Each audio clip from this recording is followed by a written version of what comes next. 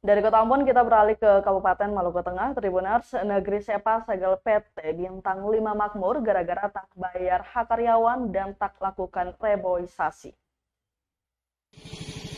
Pemerintah Negeri Sepa menyegel PT Bintang 5 Makmur dan menghentikan seluruh aktivitas perusahaan. Pemerintah Negeri Sepa juga melarang 20 unit alat berat milik perusahaan keluar dari area perusahaan dan menjadikan itu sebagai jaminan.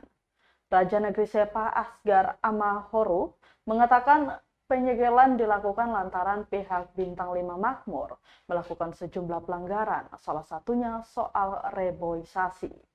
Selain itu, sudah 8 bulan gaji karyawan juga belum dibayarkan. Tanya itu Tribuners, baru-baru ini juga 50% dari total progres pemuatan kayu pada sisa tahun 2022 yang baru dimuat per Maret 2023 juga belum dicairkan kepada pemerintah negeri. Padahal lanjut dia, penyetoran pembagian hasil muatan itu juga tertuang dalam poin perjanjian kerjasama.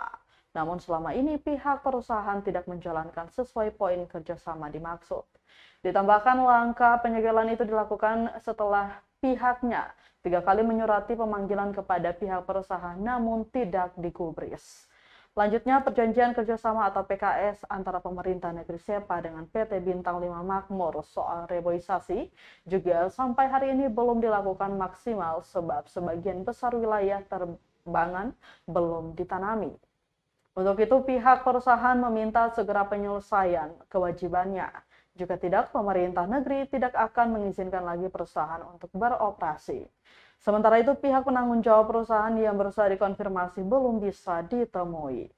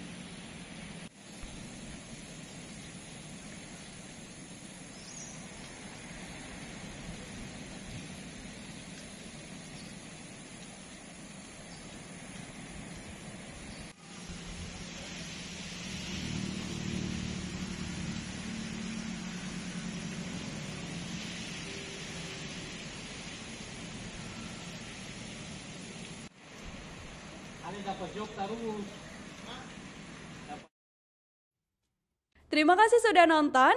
Jangan lupa like, subscribe, dan share ya.